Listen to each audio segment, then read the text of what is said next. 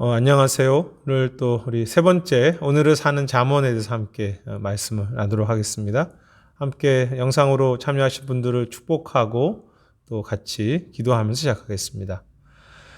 하나님, 우리가 삶을 살아가면서 우리의 마음을 지키고 또 하나님 앞에서 삶의 현장 속에서 주님과 동행하며 경외하는 것이 쉽지 않습니다. 그러하기에 이 시간 다시 한번 주의 말씀 앞에 서며 우리 삶을 주 앞에 드립니다. 이 시간을 사용하여 주셔서 주님을 향한 사랑과 섬김의 마음으로 우리가 계속해서 걸어갈 수 있도록 인도해 주시옵소서. 이 시간을 지켜주시옵소서. 감사드리며 예수님 이름으로 기도드립니다. 아멘. 오늘을 사는 잠언이라는 주제로 공부를 한 게 이제 세 번째가 되겠습니다. 그래서 오늘 세 번째 말씀은 잠언 4장 그리고 7장, 14장, 제가 기록은 하지 않았지만 29장까지 포함해서 4장을 중심으로 해서 말씀을 살피겠습니다. 오늘은 세 번째 주제인데요. 마음을 지키는 삶이라는 주제를 가지고 저희가 함께 말씀을 나누겠습니다. 앞부분에는 주로 성경에 대한 묵상으로 가고요. 뒷부분에서 김경환 목사님 이 본문과 관련해서 어떤 이야기를 했는지를 함께 관련된 내용들을 살피는 내용으로 계속해서 함께 하고 있습니다. 최근에 우크라이나 전쟁 때문에 많이 어려운 상황 가운데 있는데요. 이제 아시겠지만 러시아가 우크라이나를 점령하려고 하는 과정 속에서 이 수도이죠. 키이우 지역을 공격하는 데 집중합니다. 어떤 분들은 그것이 또 전략이었다, 다른 쪽을 공격하기 위해서 그렇게 했다라고 했지만 어쨌든 이렇게 핵심적인 수도를 공격하는 것은 그 나라의 가장 중요한 핵심이 모두 거기 있기 때문이죠. 그래서 수도가 함락이 되면 그 전체 나라는 어려움 가운데 들어갈 수밖에 없겠죠. 그래서 가장 중요한 곳은 가장 치열한 전쟁이 있는 곳입니다. 키이우가 이제 폭격 맞아서 그 수도가 어려움을 겪는 그 사진인데요. 우리의 마음이 그 수도와 같습니다. 우리의 마음이 굉장히 중요하죠. 중요한 것은 우리의 마음을 지키고 싶고 아름답게 하지만 오른쪽에 있는 그림처럼 사실은 마음이 지쳐 있고 마음이 아프다는 것입니다. 왜냐하면 마음 자체가 가지고 있는 문제도 있지만 수많은 공격들이 그 가운데 있기 때문이죠. 그래서 지치기도 하고 상하기도 하고 아프기도 합니다. 그래서 잠언 4장 27절에 모든 지킬 만한 것 중에서 더욱 내 마음을 지키라. 생명의 근원이 여기서 남이라. 오늘 공부가 시작되는 이 잠언을 통해서 계속해서 지혜와 하나님을 경외하는 삶에 대해 살폈는데 우리 마음을 지키는 것에 대한 출발되는 구절이라고 할 수 있겠습니다. 마음이라고 표현되는 것은요. 성경이 주로 이제 하트나 마인드로 번역됩니다. 심령으로 볼 수도 있겠지만 심령은 스피릿으로 많이 번역되는데요. 이제 심령에 해당되는 르하흐라고 하는 히브리어는 좀 다르긴 하지만 같은 포괄적인 의미로 쓰일 수 있습니다. 근데 여기서 마음을 지키라고 했던 레브라고 하는 히브리어 단어는 그 사람의 내면 중심을 말합니다. 그러니까 이제 심령도 포함할 수 있겠지만 좀 더 인간의 내면의 모든 것입니다. 어떤 감성, 지성, 의지, 지정의. 그러니까 우리 인간됨의 내 속에 있는 모든 속사람, 그것이 생각이 될 수도 있고 감정이 될 수도 있고 여러 가지 포함되는 것, 내 인격, 그 속이 그것이 마음이라고 할 수 있겠습니다. 여기에 대한 공부는 또 다른 공부가 또 추가 공부가 필요하겠지만 이 마음, 우리들의 인격, 우리들의 속에 있는 모든 것입니다. 앞에서도 말했지만 이 마음이 매우 중요합니다.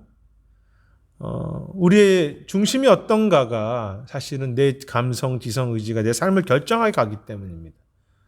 다르게 말하면 중요하기 때문에 앞부분에서 말씀드렸던 것처럼 많은 공격에 노출되어 있다는 거죠. 그래서 내 마음이라고 하지만 사실은 내가 내 마음대로 할 수 없는 것이 내 마음이고 감정이고 여러 가지 부분들이 많죠. 이제 저희가 이 공부함에 있어서 가장 중요한 것은 이 마음이 먼저 죄로 인해서 상해졌다는 것이고요. 주님께서 우리를 구원하시면 새롭게 하셨지만 여전히 부패한 마음들이 남아있고, 그리고 그 마음이 그것이 사단이든 주위의 환경이든 여러 가지로 계속 공격받고 있다는 것입니다.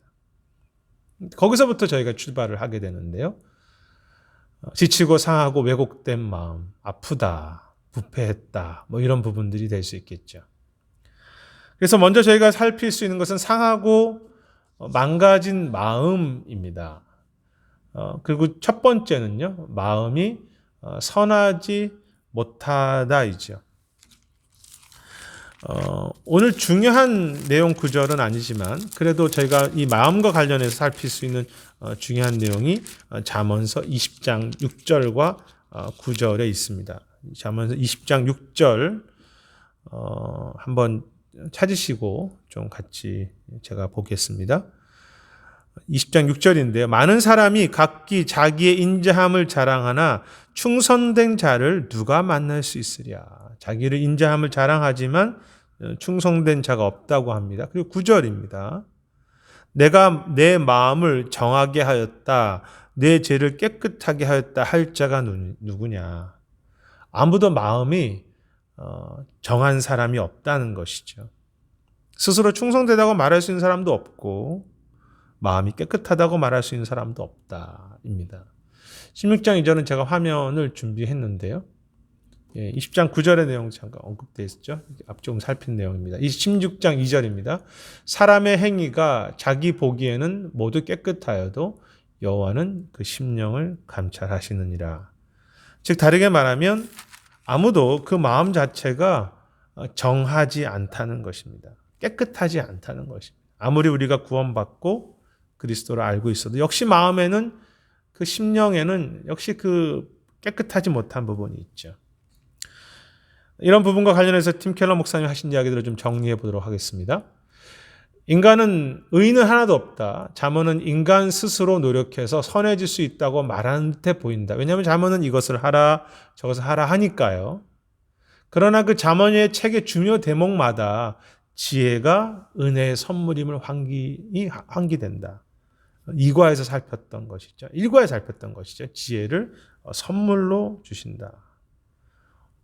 조금 전에 살폈던 본문도 마찬가지죠. 아무도 정한 것이 없죠. 그래서 이제 시편 130편에도 보면 누가 하나님 앞에서 설 수 있겠는가라고 그렇게 말하는 내용이 있습니다. 이제 이 진리, 우리에게는 아무도 깨끗한 마음이 없다는 것이 어떤 것을 우리에게 지혜로 줍니까? 첫째는 모든 사람이 잃은 바 된 존재라는 것입니다. 우리는 다 잃어버린 바 된 존재, 그리고 정상적이지 않다는 거죠. 그 앞에 본문에서 얘기했던 정하고 깨끗하다는 말은 하나님 앞에서 받아들여질 만하다는 뜻인데 아무도 그런 정한 사람이 없다는 것이죠. 그것이 우리의 마음의 현 유선입니다. 또한 그래서 지혜로운 사람은 세상을 향해서 착한 사람과 나쁜 사람을 가르지 않습니다. 비교급이죠. 저 사람은 조금 착해 보인다, 조금 나빠 보인다는 것이지 도덕적인 사람이나 부도덕한 사람이나 세상의 기준으로 볼 때는 방식만 다를 뿐 하나님과 분리되어 있기는 마찬가지다. 내가 저 사람보다는 그래도 좀 마음이 정직한 것 같아. 그것은 내 기준이라는 것이죠. 그리고 교만할 수 없는 것입니다. 그래서 둘째는 하나님의 은혜로 구원해 주셔야 한다는 뜻입니다. 우리의 마음에 이런 부패가 있으니까 계속 우리가 가지고 있는 신앙과 복음이 중요한 것이죠. 그래서 지혜로운 사람이 의롭게 살려고 열심히 애쓰는 그 이유는 내가 바른 사람이라든지 내가 더 바른 사람이 되기 위한 그리스도의 은혜에 값없이 받은 그 구원이 감사하고 기뻐서이죠. 사실 이것을 우리가 동의는 합니다. 그렇지만 내가 어떤 행동을 할 때 이 동기로 하지 않을 때가 많죠. 내가 이렇게 하니까 의롭다. 내가 이렇게 하니까 참 착한 사람이다 라고 스스로 생각해가면서 내 마음을 나도 스스로를 속는 것이죠. 이 잠언은 살폈던 것처럼 지혜의 문서입니다. 그것은 여호와를 경외하는 것으로 시작되죠. 근데 여호와를 경외하는 것을 지혜를 찾는 것의 가장 기초가 무엇입니까? 내 안에 지혜가 없다는 것을 인정하는 것이죠. 오늘 공부로 표현하면 내 마음의 한계를 받아들이는 것입니다.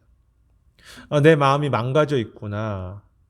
내 마음이 선하지 못하면 또 수많은 공격에 노출되어 있는 참 중요한 것인데 그렇지 못하구나. 내 마음 자체의 부패를 인정하는 데서 지혜가 시작되는 것이고 여호와를 경외하는 것이 시작되는 거죠. 그래서 어떻게 보면 우리가 이제 마음을 지키는 자라는 삶이라는 주제로 공부하지만 내가 마음을 지킬 수 없구나라는 것을 인정하는 것이 진정으로 마음을 지키는 것의 출발이라고 그렇게 생각합니다. 스스로의 동기가 결코 깨끗이 않다는 것을 아님을 모르는 사람은 내 자신을 모른다. 나는 그래도 좋은 뜻이었어. 그렇게 말하죠. 사실은 다 그렇게 좋은 뜻이었을까? 내가 스스로를 모르는 거죠.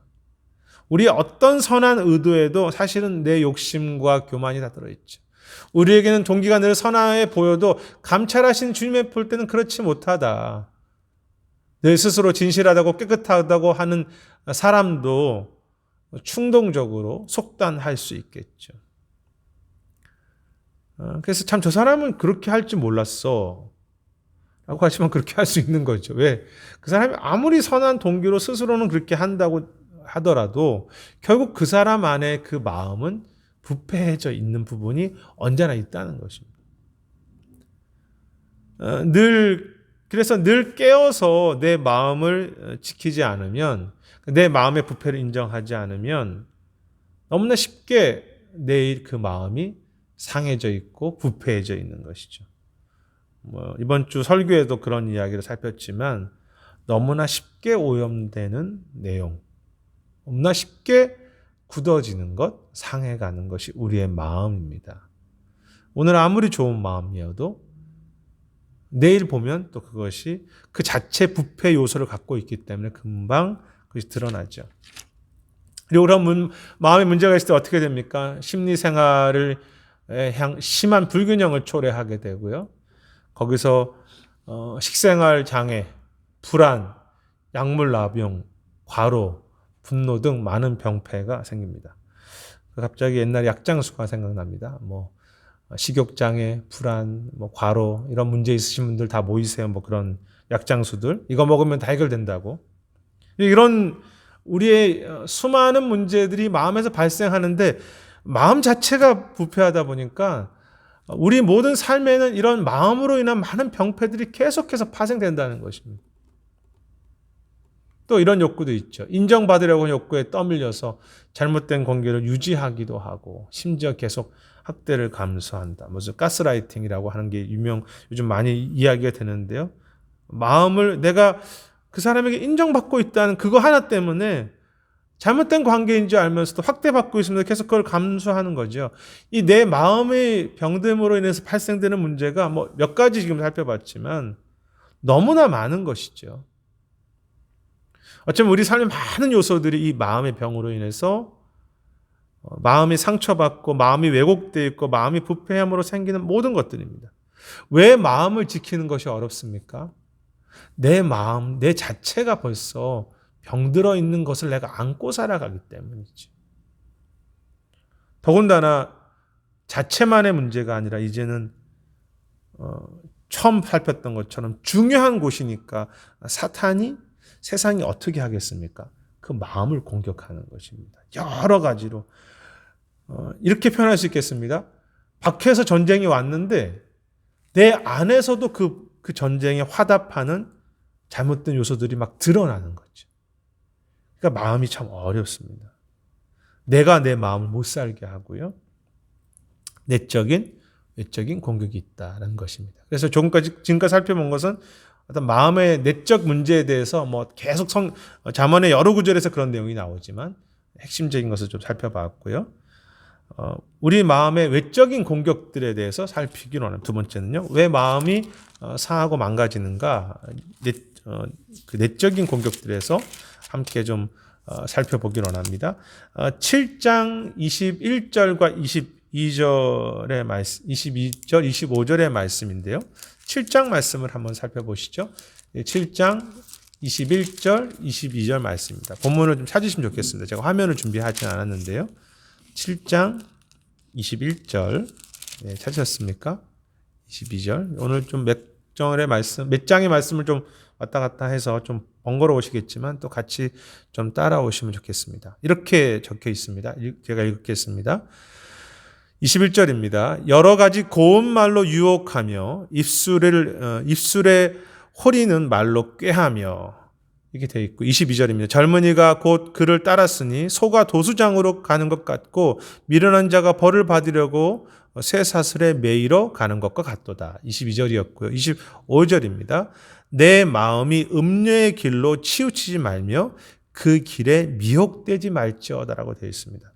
사실 7장 전체는 이제 그 음료로 인해서 유혹받는 것을 하나 이제 그 신앙인의 삶으로 상징적으로 표현한 것이죠. 물론 그것이 실제적인 것이 될 수도 있지만, 그래서 7장 전체가 음료로 인한 그런 유혹에 대한 것인데요. 근데 보면 매우 참 상세하게 7장을 다 보시면 그렇게 유혹하고 입술에 호리는 말, 그리고 그 마음을 미혹시킨다라고 되어 있습니다. 어쩌면 그 청년에게, 여기 본문의 내용을 보면 그 청년에게 그 음녀가, 유혹하는 자가 너 마음을 위로해 주겠다고 왔겠죠. 내가 너를 좀 위로해 줄게. 내가 너와 함께 해 줄게. 그래서 참 호리는 말, 유혹하는 고운 말이라고 되어 있습니다. 사탄의 음성이 얼마나 이렇게 매혹적입니까? 너 높여줄게. 내가 너를 생각하는 거야. 내가 너를 바르게 이끌어 줄게. 수많은 그런 잘못된 유혹들이, 가르침들이 많죠. 뭐 그것만 있습니까? 재물의 유혹이 얼마나 고운 말입니까? 높아져야 되지 않겠어? 얼마나 호리는 말입니까? 너가 좀 더 힘을 가져야지. 정말로 매혹적인 그런 유혹들이죠.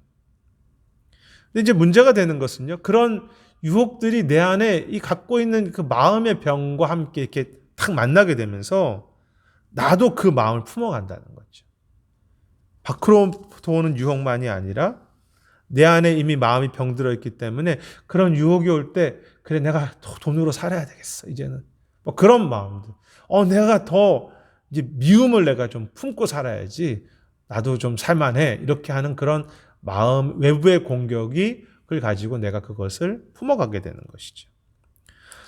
14장 말씀은 제가 화면에 준비했는데요. 14장, 그래도 한번 찾아보시죠. 14장 13절, 그리고 14절, 29절, 30절입니다.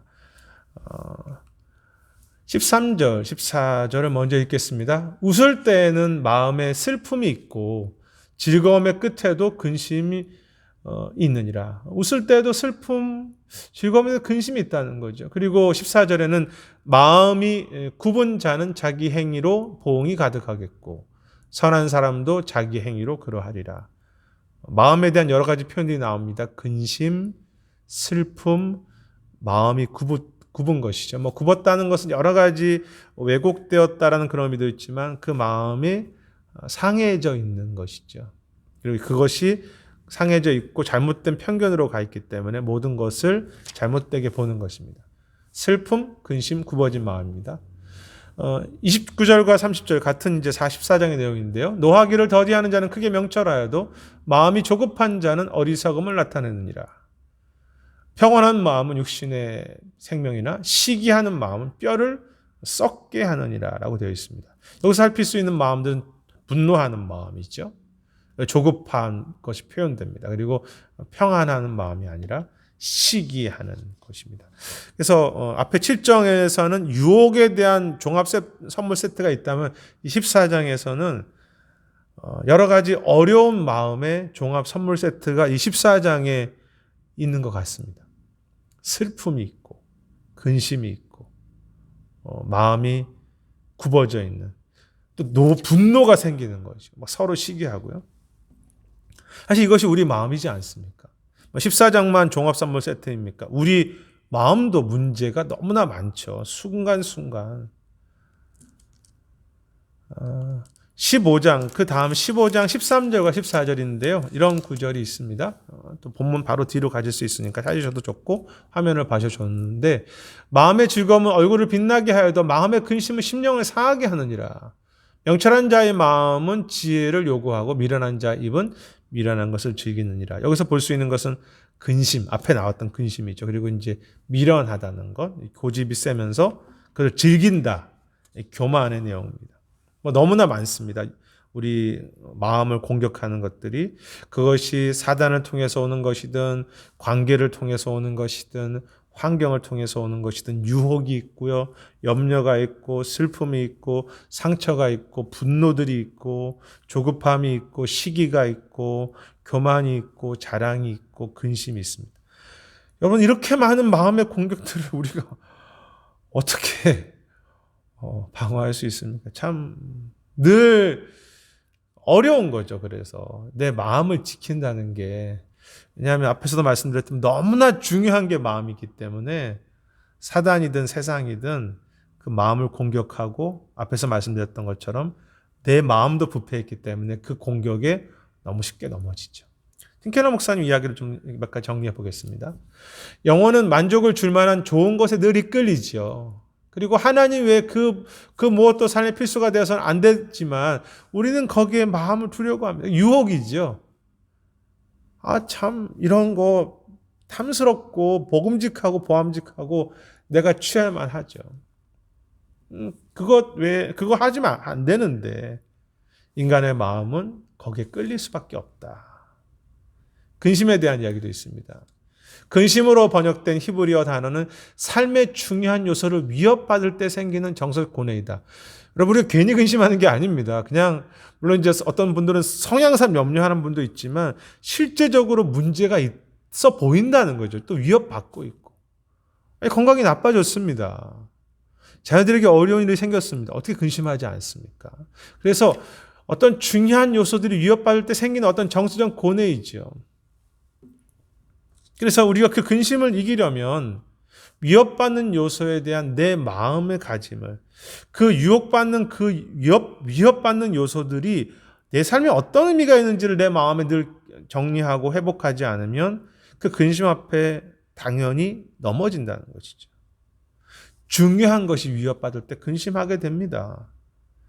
실제로 달콤한 유혹이 있고요. 그러니까 이게 우리 마음이 그냥 상상해서 어려움 가운데 들어간 것이 아니라 살아가는 현장 자체가 벌써 문제가 있는 거죠.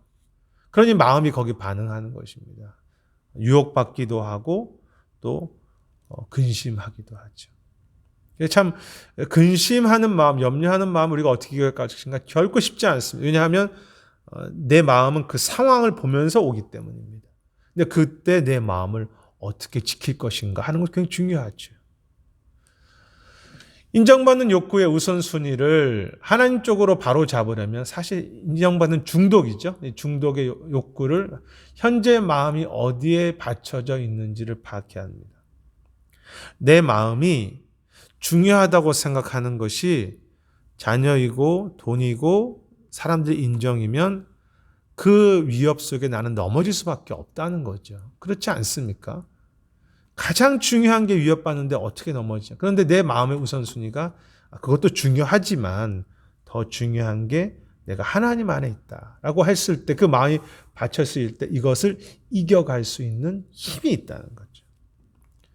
그런데 사람을 두려워하게 되면요. 이제 사람의 인정받는 것을 내가 가장 중요한, 우리는 대부분은 그렇지 않습니까? 사람에게 칭찬받고 인정받고 내가 잘했다고 하는 그것을 검증해 가려고 하는 그 사람을 두려워하면 그것이 올무가 되죠. 그것이 왜 중요하니까. 그리고 그 사람에게 두려워하는 것의 항상 문제점은 그 사람들에게 모두 인정받을 수 없다는 것입니다. 하나님보다 사람에게 자존감과 가치를 얻으려고 하면 늘 불안의 덫에 걸리죠. 어떻게 내가 최선을 다해서 사람들에게 다 인정받을 수 있겠습니까? 그렇게 할 수 없습니다. 그리고 그것은 가능하지도 않은 일이고 그것은 건강하지 못한 것이죠. 지나치게 사람들의 비유를 맞추게 되죠. 잘 아시지 않습니까? 내 마음이 그것에 사람들에게 인정의 마음이 가 있다면 그것이 중요한 것이라면 그것이 위협받을 때 그렇지 않으려고 사람들이 비유를 맞추게 되고요. 앞에서 좀 나왔던 이야기지만 착취당해도 관계를 끊을 수 없죠. 그리고 비판을 받아들일 수 없습니다. 내가 이렇게 좋은 사람이 돼야 하기 때문에. 그리고 어떤 문제가 있어도 잘못을 바르게 지적할 수 없습니다. 이것은 판단하는 것과 좀 다르죠. 그 사람의 연약한 점을 내가 바르게 이야기해 줄 수 없습니다. 그리고 걸핏하면 내 감정이 상하죠. 내 마음에 어디에 가 있기 때문에 사람들의 인정에 가 있기 때문에 받아들여지려고 하는 욕구 때문에 그리고 과잉 충성을 하죠. 왜? 그 사람에게 내 모든 것을 맡겨놨기 때문에 그 사람으로부터 내가 모든 것을 인정받으려고 그 사람에게 너무 잘해주려고 하죠. 이거는 사랑이 아닙니다. 이건 섬김이 아닙니다. 내 스스로의 두려운 마음에 내가 거기를 도피하는 것뿐이죠. 외적인 도전, 내적인 도전. 뭐 그 외에도 여러 가지 이제 김캐러 목사님도 많은 이야기를 하셨는데 어떤 유혹에 대한 것, 또 우리의 근심에 대한 것, 또 인정받는 욕구 몇 가지를 살펴봤습니다. 쉽게 말하면 앞에서 언급했던 것처럼 밖으로부터 공격이 계속해서 있고 내 자신도 많이 부패했기 때문에 우리도 모르는 사이에 가장 중요한 것들이 넘어져 있다는 것입니다. 중앙에서 통제해야 될 그 마음이 이미 파괴되어 있는 것이죠. 그래서 참 바르게 신앙생활 한다는 거, 아니 인생을 산다는 자체가 너무나 어렵습니다. 왜냐하면 마음이 힘들기 때문이죠. 쉽게 감정이 상한다. 저도 많이 경험하는 부분이고 수시로 불편한 마음이 생기지 않습니까? 그래서 우리의 출발은 무엇입니까? 마음은 건강하지 않다. 마음은 계속 공격받고 있다. 사단이 잘 압니다. 그래서 조금 잘하려고 하면 가장 중요한 곳으로 쳐들어옵니다. 적당한 이유를 가지고 야, 너 근심해야 되지 않겠어?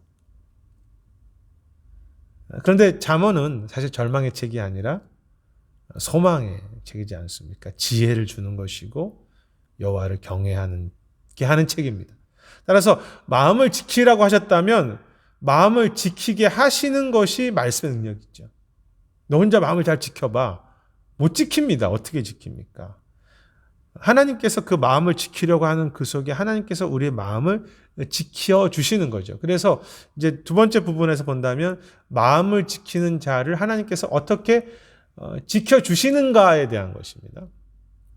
우리 아까 전에 처음 말씀드렸던 것처럼 지, 정, 의, 생각, 감정, 삶 어떻게 지키는가. 이제 그리고 가장 큰 핵심에는 결론부터 말씀드리자면 하나님을 사랑하고 하나님의 사랑을 누려가는 것이 마음을 지키는 삶인데요. 내가 하나님을 사랑하는 마음으로 살고 그 하나님의 나를 사랑하는 그 마음을 내가 경험해 가는 것. 그것이 내 마음을 회복하고 지켜가는 것이죠. 이 4장으로 가보시는데요. 제가 화면을 준비했는데 4장, 그래도 4장 6절과 8절입니다. 중요한 말씀인데요. 제가 준비를 안 했네요. 4장 6절, 8절을 한번 찾아가서 제가 읽겠습니다. 4장 6절입니다. 지혜를 버리지 말라. 그가 너를 보호하리라. 그를 사랑하라. 그가 너를 지키리라. 6절에 이렇게 되어 있습니다. 그가 너를 보호하리라. 그를 사랑하라. 그가 너를 지키리라. 그리고 8절의 말씀은 사실 더 중요합니다. 그를 높이라. 그래야 하면 그가 너를 높이리라. 그리고 이렇게 되어 있습니다. 만일 그를 품으면 그가 너를 영화롭게 하리라. 이 큰 핵심이 두 가지입니다. 하나님을 사랑하라, 그를 높이라, 그리고 그를 품으라. 굉장히 귀한 표현이죠. 그를 품으라. 범사에 하나님을 사랑하고 하나님을 인정하는 것과 비슷한 이야기죠. 모든 것을 할 때마다 하나님을 품어. 하나님과 동행해. 하나님을 사랑해. 그렇게 될 때 하나님께서 우리의 삶을 지키시고 우리를 영화롭게 하신다는 거죠. 결국은 우리의 마음을 지키는 것의 가장 큰 핵심과 출발과 어떤 뿌리가 되는 것은 하나님을 사랑하는 마음의 법을 계속 배워가는 것입니다. 하나님을 사랑하는 법을 배우는 거죠. 내 마음이 어디에 사랑을 두고 있는가? 늘 돈을 품으면 마음은 지쳐버리게 돼 있죠. 사람들에게 인정을 받는 것을 내가 늘 사랑하면 내 마음은 망가지게 되어 있습니다. 왜냐하면 세상의 어떤 것도 내 마음을 온전하게 할 수 있는 것은 없기 때문이죠. 오히려 세상의 많은 것들은 내 마음을 계속 상하게 합니다. 근데 세상에서 유일하게 그 마음을 새롭게 하시고 마음을 붙잡으시고 마음에 쉼을 주시는 분이 하나님이시죠. 그 하나님을 사랑하는 법. 그 하나님을 사랑하는 마음으로 가는 것입니다. 어쩌면 오늘 공부의 가장 큰 주제이기도 하고 핵심이기도 합니다. 내가 하나님을 사랑합니다. 그런데 이상하게 하나님이 내 마음을 더 사랑하십니다. 어떻게 됩니까? 마음이 회복되기 시작하는 거죠. 다른 조건이 없습니다. 그래서 가장 큰 계명이 하나님을 사랑하는, 가장 복된 우리의 사명이 하나님을 즐거워하는 것이죠. 그 자체가 우리 안에 시작되었을 때 하나님을 내가 사랑하는 줄 알았는데 주님이 내 마음을 더 사랑하셔서 주님이 내 마음을 지켜주시는 것입니다. 어떻게? 그 사랑으로 나를 감싸서 어떤 것도 내 마음을 이기지 못하게 하시는 거죠. 문제가 없는 것이 아닙니다. 하나님을 사랑해 가는 것. 오늘 공부 속에서 가장 어떻게 보면 다 모르셨던 건 아니지만 내 마음이 하나님을 얼마나 품고 있는가, 그리고 하나님을 내가 얼마나 즐거워하고 사랑하는가를 늘 점검하시는 것이 마음을 지키는 가장 힘 있는, 이것은 단지 그냥 순종의 율법이 아닙니다. 마치 그것이 아내와 남편이 서로 사랑하고 자식과 부모가 사랑하고 친구들이 사랑을 나눌 때 그 마음에 기쁨이 있지 않습니까? 그런데 가장 큰 기쁨의 근원이시고 사랑의 주체이신 하나님과 사랑을 나눌 때 우리의 마음을 만드신 하나님께서 우리의 마음을 지켜주시는 거죠. 그것이 내가 하나님을 마음을 지키는 길이죠. 그런가 하면 4장 앞으로 좀 지나가시면 뒷부분 6절과 8절, 5절에 이렇게 되어 있습니다. 제가 읽겠습니다. 찾으셨을 분도 같이 읽으면 좋겠는데요. 지혜를 얻으며 명철을 얻으라. 내 입의 말을 잊지 말라고 말합니다. 하나님을 사랑하는 방법 중에 여러 가지가 있습니다. 그런데 그 방법 중에 하나가 말씀을 마음에 두는 것입니다. 왜 그렇습니까? 말씀은 하나님의 약속이기 때문이죠. 하나님의 모든 계획이 그 말씀 안에 있습니다. 그래서 하나님의 사랑을 헤세드라고 말할 때 신실한, 말씀에 신실한 하나님이죠. 내가 너와 함께 할게. 어떻게 사랑하십니까? 그 말씀을 이루시면서 사랑하십니다. 그래서 내가 하나님 어떻게 사랑합니까? 그 말씀을 내가 믿음으로 사랑하는 것입니다. 말씀을 순종하니까 내가 하나님께 잘 보이는 사람이고 나는 하나님께 충성된 사람이야. 물론 그런 부분도 있지만 사실 더 깊은 의미가 있습니다. 말씀을 사랑한다는 것, 말씀을 내 마음에 둔다는 것은 그분의 약속을 내가 받아들이고 그분께서 끝까지 사랑하신 걸 내가 받아들이는 거죠. 이런 표현이 있습니다. 말씀으로 주님의 임재를 대신할 수는 없습니다. 말씀은 한 부분이니까요. 말씀이 더 큽니다. 하지만 주님의 임재를 경험하는 가장 소중한 길 중에 하나가 바로 기도와 말씀이죠. 그러니까 내가 말씀만 다 보니까 나는 다 했어. 그렇게 할 수 없습니다. 물론 말씀을 진실로 받아들인다면 하나님께 임재에 나가야 되겠죠. 말씀은 율법이 아니기 때문입니다. 말씀은 생명이기 때문이죠. 그런데 하나님을 사랑하는 방법 중에 놀라운 방법 중에 하나가 말씀을 두는 것입니다. 말씀을 지식과 단지 율법을 향한 이루는 그것으로만 생각하지 않는다면 하나님의 인격이 있고 하나님의 약속이 있죠. 너무나 귀한 길이 말씀을 품는 길입니다. 주님 자체가 말씀의 약속이 있죠. 그래서 하나님을 사랑하는 길입니다. 또 하나 그것을 구체적으로 표현한다면 오늘 4장 5절의 것처럼 내 말을 계속 너의 입에 두라. 말씀을 너부러 너 마음을 지키는 거죠. 우리가 흔히 말하는 거죠.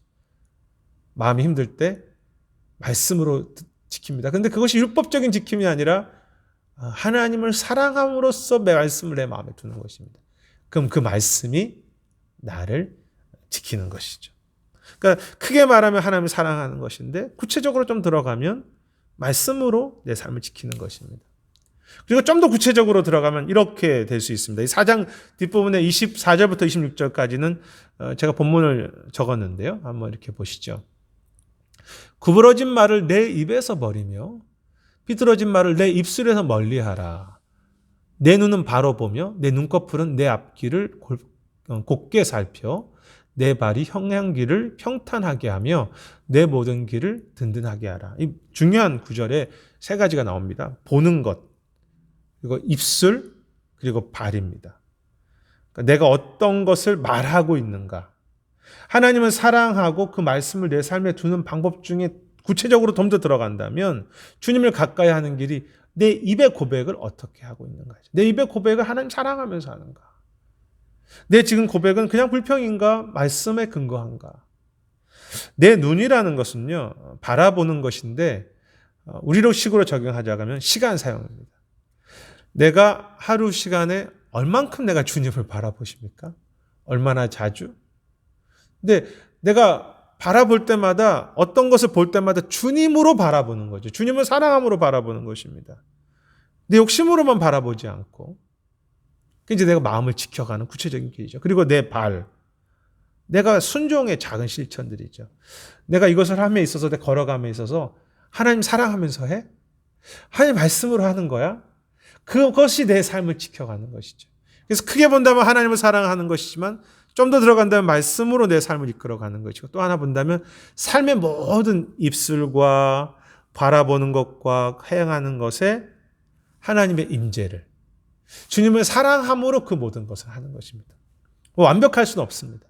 그렇지만 조금씩이라도 그래서 작은 고백 하나 중요하죠. 막 속상할 때 마음이 지칠 때 주님 제 입술의 고백이 이 불평이 아니라 하나님이 나를 사랑하시는 것을 제가 고백합니다. 그 찬양합니다. 주님 제가 너무나 지금 상황이 안 좋은데 그래서 잠시 눈을 감고 주님이 내 안에 계신 것을 제가 바라봅니다. 지금 제가 지금 너무 가는 길이 너무나 힘든데 이 발걸음을 나 혼자 걸어가지 아니하고 주님을 사랑하면서 걸어가겠습니다. 사실 그것이 너무나 작은 것이지만 그것을 실행하는 거죠. 그것을 계속 연습해가는 것입니다. 그것이 이제 신앙의 여정이죠. 하나님 사랑의 핵심이고 그것이 말씀으로 드러나고 또 그것이 내 삶의 모든 곳곳에 내가 바라보는 것이나 고백하는 것이나 내가 하는 것에. 그래서 말씀을 지키는 것은요. 거창한 것이라기보다도 작은 한 번의 고백으로 시작할 수 있습니다. 아침에 일어나서 하나님 오늘도 저의 주인이 되어주세요 라고 고백하는 그 말 한마디 속에 주님 지금 저 어떻게 해야 돼요? 저에게 지혜를 주세요. 그 구하는 작은 고백 속에 주님께서 행하실 것을 믿고 제가 오늘도 사랑으로 걸어가겠습니다. 제가 오늘도 긍휼을 베풀겠습니다. 순종해 가는 것이죠. 자, 팀켈러 목사님의 이야기를 함께 또 이 본문과 함께 이어보시죠. 25장 28절의 말씀이 있었네요. 25장 여호와를 의존하는 자는 풍족하게 되리라. 이 말씀에 대한 또 하나의 약속인데요. 이 세상의 질 높은 삶을 누리는데 중요하다고 여겨지는 요소가 많이 있다. 그렇죠. 너무나 중요한 요소들이 많은데 하나님을 최고로 의지하면 나머지는 좀 덜 중요해진다는 것입니다. 우리가 마음을 이기는 가장 중요한 방법 중에 하나는 내 마음이 하나님께 가 있는가를 먼저 생각해 보아야 된다는 이야기죠. 근심을 완전히 없앨 수 없습니다. 왜? 내 마음 자체가 벌써 근심의 덩어리고 환경이 근심이기 때문입니다. 하지만 근심을 이기려면 우리 마음이 의지적으로 다른 무엇보다 하나님 안에서 쉼을 얻어야 된다. 이게 참 중요합니다. 상황은 이렇습니다만 그 상황 속에서도 그 상황보다 더 크신 하나님을 믿으면서 그 하나님 안에서 내가 의지적으로라도 쉼을 얻는 하나님이 나를 사랑하시고 내가 하나님을 사랑하고 내가 오늘 문제가 있지만 그 문제보다 더 넘어서 이 땅의 삶이 내가 문제지만 이 땅의 삶보다 영원한 하나님의 안식이 있다는 것을 내가 묵상하지 않으면 그 하나님 앞에서 내가 쉼을 안식을 경험해 보지 못하면 내 마음은 이길 수 없다는 것이죠. 마음의 여백이라고 할까요? 우리는 사실 주님 안에서 안식하는 방법을 모릅니다. 저도 많이 부족한데요. 늘 열심히 해야 된다는 말씀을 듣지만 사실은 주님은 그렇게 말씀하시는 것이 아니라 나에게 와. 나와 함께 기뻐해. 내가 너를 즐거워해. 그 우리의 마음이 먼저 안식을 누리기를 원하시죠. 그렇다고 해서 우리가 세상이 말하는 그런 놀이문화와 꼭 가야 된다고 말씀하시는 것이 아닙니다. 근심의 현장에 있지만 삶의 어려운 순종의 자리에 있지만 우리가 먼저 하나님을 즐거워하고 그분 자체를 즐거워하는 거. 그러니까 하나님으로부터 온 안식을 주기 위해서 내가 무엇을 해야 되는 것도 맞지만 뭐 자연에 가고 뭐 따라가는 운동을 하고 그런 것도 포함되지만 더 중요한 것은 그분 자체를 내가 즐거워할 수 있어야 되죠. 근데 그것을 잘 모릅니다, 우리가. 그런데 주님을 내가 조금이라도 사랑하려고 하다 보면 주님이 나를 얼마나 사랑하는지 느껴보면 즐거워지죠.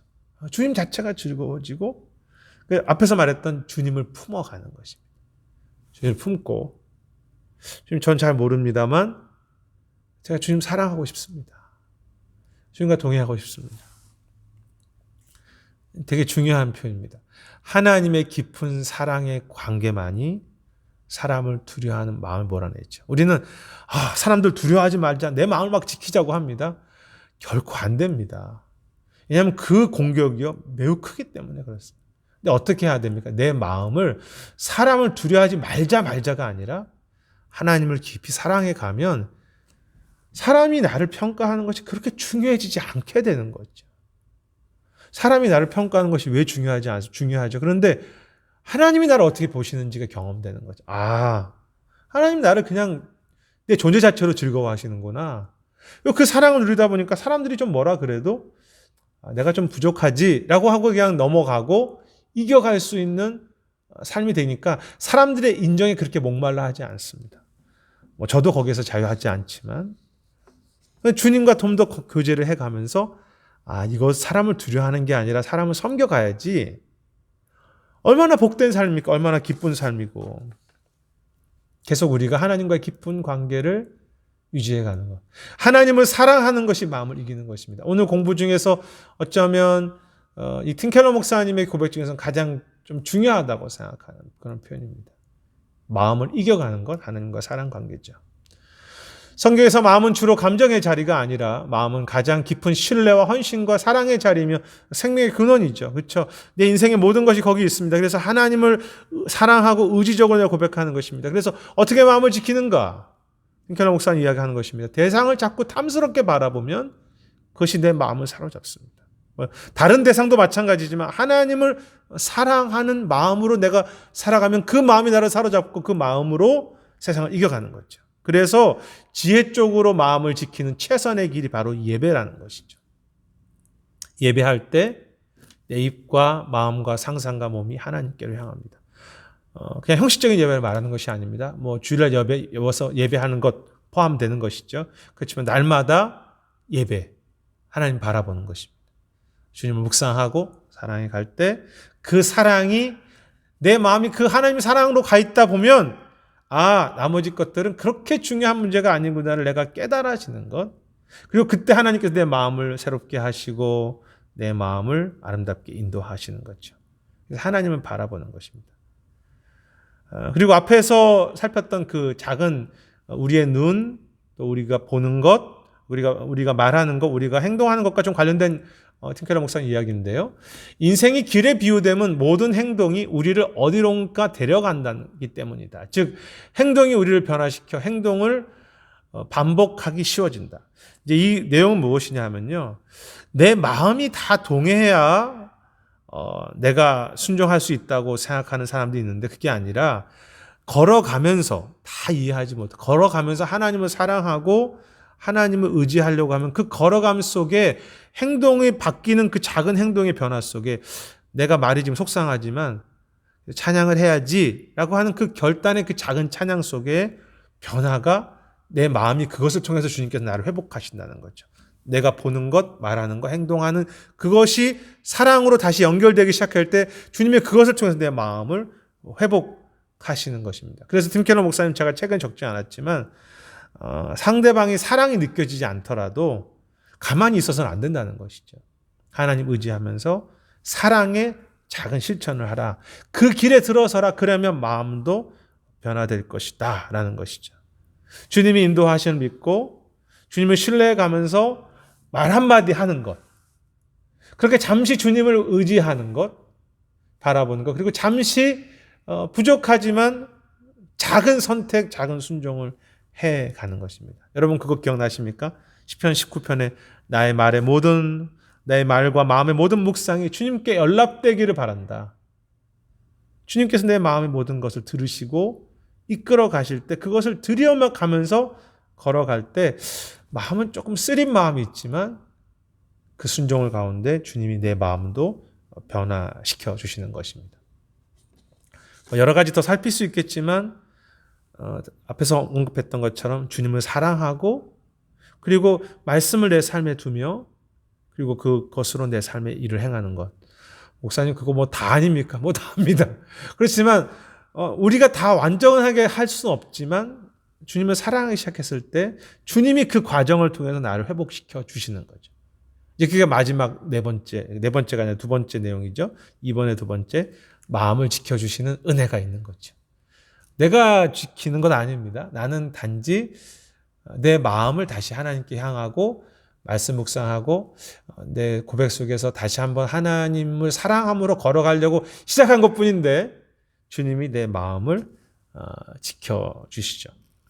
15장으로 가보시죠. 15장 13절부터 15절도 있고요. 그리고 먼저 28절과 30절을 좀 먼저 살피도록 하겠습니다. 15장 28절부터 30절인데요. 예, 한번 15장으로 가보시죠. 15장 28절부터 30절입니다. 예, 28절입니다. 의인의 마음은 대답할 말을 깊이 생각하여도 악인의 입은 악을 쏟아내느니라. 그리고 29절입니다. 여호와는 악인을 멀리하시고 의인의 기도를 들으시느니라. 30절입니다. 눈이 밝은 것은 마음을 기쁘게 하고 좋은 기별은 뼈를 윤택하게 하느니라. 여기 보면요. 28절에 보면 의인의 마음은 대답할 말을 깊이 생각하면서 그 하나님 그렇게 나아가는데 악인들은 악을 쏟아내지만 여호와께서는 그 의인의 기도를 들으신다고 하고요. 동행하시죠. 그리고 기쁨을 주시고 윤택하게 하신다고 합니다. 그 뼈를 윤택하게 하시죠. 이제 마음을 지켜갔던 그 삶의 하나에 주시는 은혜이죠. 나는 그냥 작은 걸 지켜가는 것뿐인데 여호와께서 내 삶을 마음을 기쁘게 하신다. 그리고 뼈를 윤택하게 하신다. 동행하신다. 생각하지 못했던 마음을 새롭게 하시는 은혜죠. 그리고 18장 10절도요. 참 귀한 구절이죠. 여호와 이름은 견고한 망대라. 의인은 그리로 달려가서 안전함을 얻을 것이다. 너무 참 좋습니다. 좀 사랑하는 구절이죠. 여호와 이름을 부르는데 그 마음, 여호와께 찾아가는데 여호와께서 정말로 든든한 성이 되어주신다. 내 마음을 지켜주신다는 것이죠. 앞에 부분에서는 즐거움, 기쁨이 있고 나에게 또 지켜주십니다. 또 내용 중에서 29장 23절과 25절 오늘 공부의 이제 두 번째 중요한 구절이 또 밑에 나오는데요. 지켜주신 결과 앞에서는 윤택함, 동행, 기쁨 그리고 안전함이 있다면 29장 23절 25절 이 중요한 구절이기 때문에 제가 파워포인트로 띄웠는데 한번 읽겠습니다. 사람이 교만하면 낮아지게 되겠고 마음이 겸손하면 영예를 얻으리라. 사람을 두려워하면 올무에 걸리거니와 여호와를 의지하는 자는 안전하리라. 여기서 겸손하다는 것은 이제 하나님을 바라보는 마음이죠. 또 하나님을 사랑하는. 근데 그 사람은 하나님께서 높여주신다고 합니다. 세상의 기준과 다르겠지만 하나님께서 그 마음에 진짜 기쁨을 주시고 그 마음이 하나님과 형제들로부터 진짜 존중받게 하시죠. 그리고 사람을 두려워하지 않고 여호와를 의지하게 되면 여호와 앞에를 사랑하고 여호와의 길로 걸어가게 되면 어떻게 하시면 여호와께서 내 마음을 지켜주시고 그 사람을 안전하게 하시는 거죠. 하나님께서 우리를 지켜주시는 것입니다. 영예를 주시는 것입니다. 반드시 우리를 영예롭게 하십니다. 교만하면 낮아지게 하십니다. 내가 왜 그런지 그런 거 막 신경 쓸 필요가 없습니다. 하나님이 그렇게 반드시 내 마음을 영예롭게 하시고 견고하게 하시고 안전하게 하십니다. 용사가 되게 하신다. 내 마음을 지켜주시고 내 마음을 성이 되게 하시는 것. 딩켈러 목사님 이야기를 또 계속 보겠습니다. 당장은 죄를 짓고도 형통하고 의롭게 살아도 고난당할 수 있다. 그렇죠. 사실 선악에 대한 상벌은 현세가 끝나야만 완전히 이루어지고 하지만 이제 오늘 내가 고난 받는다고 해서 이 땅에서 다 보상이 없다는 것입니다. 그렇지만 신자가 굳이 끝까지 기다렸다가 그제야 노래하고 기뻐할 이유가 없다. 그러니까 하나님 앞에 갔을 때만 그런 상이 주어지는 것이 아니라 오늘 이 땅에서도 하나님 나를 즐겁게 하시고 기쁘게 하시고 마음에 진정한 자유를 주신다는 거죠. 누구든지 지혜롭게 사는 사람은 불가피한 역경과 고난 무관하게 자주 즐겁게 노래하고 웃는다. 예. 내가 그냥 주님을 내 의로만 열심히 살면요, 이런 즐거움을 잃어버리는데 내 목적이 그 의롭게 사는 자체가 아니라 하나님을 즐거워하며 살려고 하면요, 하나님이 내게 주신 잔치가 있죠. 즐거움이 있습니다. 우리 신앙이 왜 어렵습니까? 이 즐거움을 맛보지 않기 때문이죠. 예수님은 첫 기적을 통해서 자신이 잔치의 주인심을 드러내셨다. 그분은 우리에게 기쁨의 잔치를 주러 오셨습니다. 우리에게 의식하러 오신 게 아닙니다. 우리 자체가 소중해서 오신 거죠. 그 일에, 주님의 일에 동참시키는 것 역시도 우리가 너무나 귀하기 때문입니다. 천하보다 귀한 존재들이죠. 그래서 그분에게 집중하기 시작했을 때 그 잔치가, 신랑 대신 그분이 계신 그 잔치가 내 안에 회복되는 것입니다. 주님의 죽음과 부활을 통해서 그 잔치가 우리에게 보장되어 있습니다. 저 하늘나라에 간 잔치가 있는 것이 아닙니다. 오늘 여기에 잔치가 있는 것입니다. 여기 어느 때고 누릴 수 있는 주님의 기쁨이 있습니다. 왜냐하면 그것을 이루시기 위해서 우리 안에 계시기 때문이죠. 우리의 기쁨을 위해 존재하시는 분이 아닙니다. 하지만 주님이 우리를 기뻐하십니다. 그 기쁨을 우리가 누려가는 거죠. 이 기쁨은 환경에 기인하지 않고 최고의 소식인 복음을 통해서만이다. 예수님을 믿는 사람은 큰 빛을 참으로 봤다. 그 빛이 우리의 눈을 통해서 주위 사람들에게 반사되게 한다. 그러니까 우리의 기쁜 마음은, 우리의 회복된 마음은 환경에 넘어서게 하신다는 거죠. 왜? 우리의 기쁨은 복음을 통해서만 주어지기 때문에. 복음이 무엇입니까? 하나님 나를 사랑하신다는 거.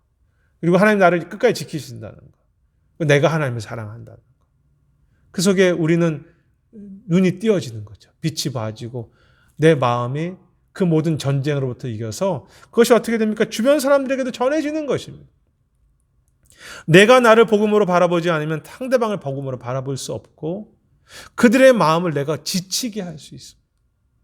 근데 그 마음에 내가 위로를 주죠. 왜? 내가 주는 위로가 아니라 주님의 위로가 전달되기 때문에.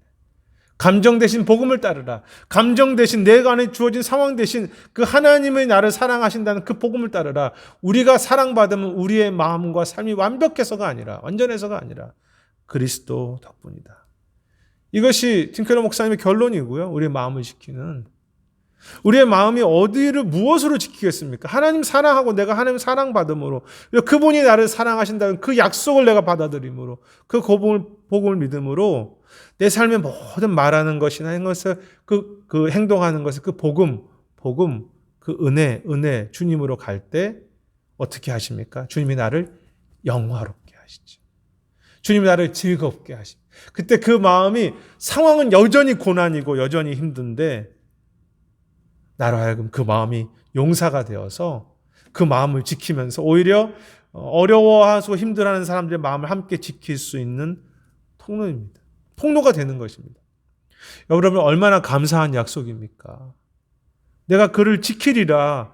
여호와 이름을 부르는 자는 그 여호와 이름이 망대가 되어서 지키게 될 것이다. 여러분, 고장난 마음입니다. 밖에서는 그 마음을 끝없이 공격합니다. 그런데 내가 주님을 사랑할 때 내 마음을 다시 한번 회복시키셔서 내가 하나님의 축복의 통로가 될 수 있도록 나 같은 마음을 사용하시는 것이죠. 작은 고백 하나 바꿨을 뿐인데, 작은 주님을 향한 그냥 사랑의 발걸음 한 걸음 내디뎠을 뿐인데 괴물 같은 내 마음을 주님이 싸매시고 먹이시고 잔치를 주시고 축복하시는 것입니다. 그래서 내 마음이 이제는 염려나 이런 것에서 벗어나서, 물론 완전히 벗어날 수는 없겠지만, 그래서 벗어나서 어린아이처럼 자유케 되고 하나님으로 인해서 견고하게 되고 헛된 것 때문에 흔들리는 삶이 아니라 감정에 상하지 아니하고 우리 감정이 기쁨이 충만하게 되는, 그것이 마음을 지키는 자에게 주시는 은혜이지요. 오늘 공부했던 것을 좀 정리하기 원합니다. 어떤 내용을 저희가 기억하실 수 있겠습니까? 작은 것 한 가지만 저희가 묵상하고 바꿔도 귀한데요. 먼저는 상하고 망가진 마음. 마음 자체가 선하지 못하고요. 내적인, 외적인 공격이 계속 우리 속에 계속되죠. 그래서 내 힘으로는 마음을 지킬 수 없다는 것이 이 마음을 지키는 자의 가장 중요한 출발이 되겠죠. 마음을 지키는 자, 그리고 마음을 지켜주시는 어느 하나님, 입, 눈, 길에 주님을 품고 사랑함으로, 주님을 품고 사랑함으로, 또 그것이 말씀에 포함되겠죠.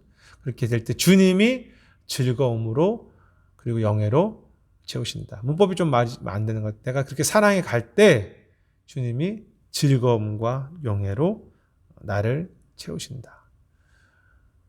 어떤 것을 하나 기억하기 원하십니까? 저는 그 하나님을 품고 사랑함이 내 마음을 지키는 가장 마음이 쉬는 길이죠. 안식을 누리는 길.